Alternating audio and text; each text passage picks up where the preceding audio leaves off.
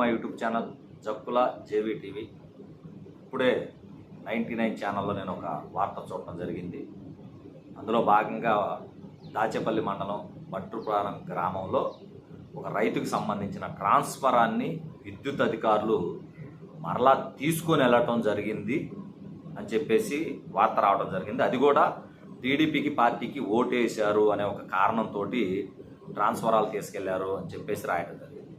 ఇది నిజమా అబద్ధం అనేది పక్కన పెడితే, ఇదే కనుక నిజం అయితే నిజంగా విద్యుత్ అధికారులు,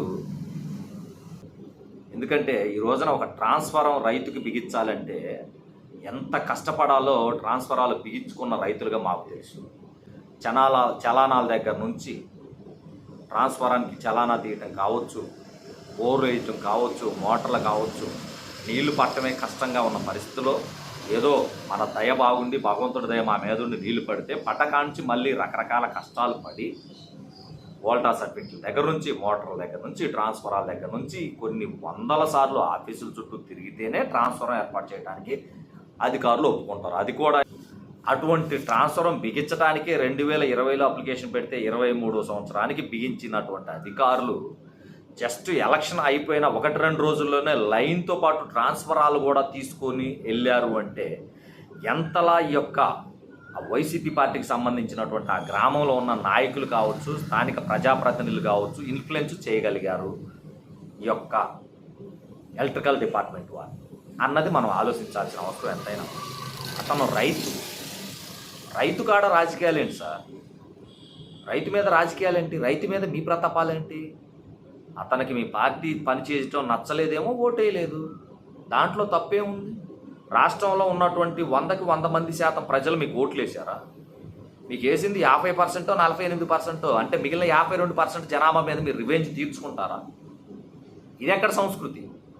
దాచేపల్లి మండలంలో ఈ విష సంస్కృతిని ఎందుకు పెంపొందిస్తున్నారు? అసలు ట్రాన్స్ఫరం తీసుకెళ్ళటం ఏంటి సార్? మరీ విచిత్రం.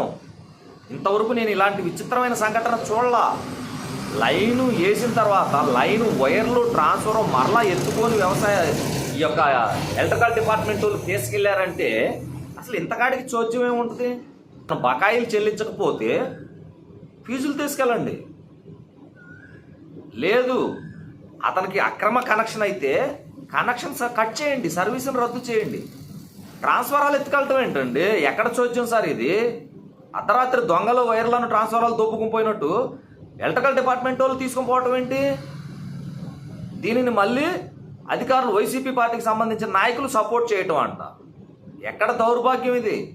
ఇప్పటికైనా తక్షణం ఈ యొక్క ఎలక్ట్రికల్ డిపార్ట్మెంట్ వాళ్ళు అతని సర్వీస్ని, అతని ట్రాన్స్ఫరాన్ని అతనికి పునరుద్ధరించాలని చెప్పేసి మేము డిమాండ్ చేస్తున్నాం. ఒక రైతుకు సంబంధించిన రైతుగా, సాటి రైతుగా మీరు ఏ కారణం చేత అతని కనెక్షన్ తొలగించారు, అతని ట్రాన్స్ఫరం తీసుకెళ్లారు, లిఖితపూర్వకంగా మీరు చెప్పాలి. అతనికి కనెక్షన్ ఇవ్వడానికి 3 సంవత్సరాల కాలం పట్టింది. అతను ఏదన్నా అక్రమ కనెక్షన్ అయితేనో లేకపోతే ఇంకోటి అనుమతులు లేకపోతే మీరు కనెక్షన్ ఎలా ఇచ్చారు? ఏ బేస్ మీద అతను కనెక్షన్ ఇవ్వడం తప్పు అని తెలిసినప్పుడు మీరు కనెక్షన్ ఎలా ఇచ్చారు? లైన్ ఎందుకు వేశారు? స్తంభాలు ఎందుకు వేశారు? ట్రాన్స్ఫర్ ఎందుకు పెట్టారు?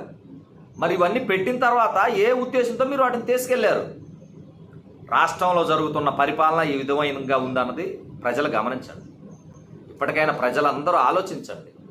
రాష్ట్రంలో కావాల్సింది పరిపాలన చేసేవాళ్ళు, కక్ష సాధింపు చర్యలకు దిగేవాళ్ళు కాదు. వాళ్ళు అతన్ని తీశారు, రేపు మారాంటి రైతులు ఇంకొకరు తీస్తారు, రేపు మరుసటిసారి ఇంకొకరు తీస్తారు. ఇది ఎంతవరకు సమంజసం? తక్షణమే మేము ఒకటే డిమాండ్ చేస్తున్నాం. ఒక రైతుగా, సాటి రైతుకి రాజకీయాలు వేరు, రైతు జీవన విధానం వేరు.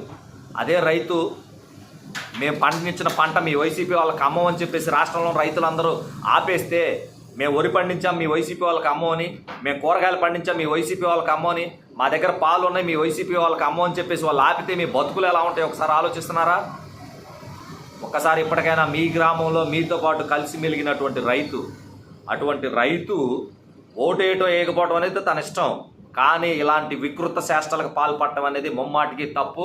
దీని మీద వాళ్ళు కలెక్టర్కి ఫిర్యాదు చేశానని చెప్పేసి తెలియటం జరిగింది. తక్షణమే కలెక్టర్ గారు దీని మీద యాక్షన్ తీసుకొని ఈ యొక్క మేము ఈ యొక్క స్తంభాలు, వైర్ను తొలగించడం జరిగిందని చెప్పేసి వారు దాటవేతగా సమాధానం చెప్పడం జరిగింది.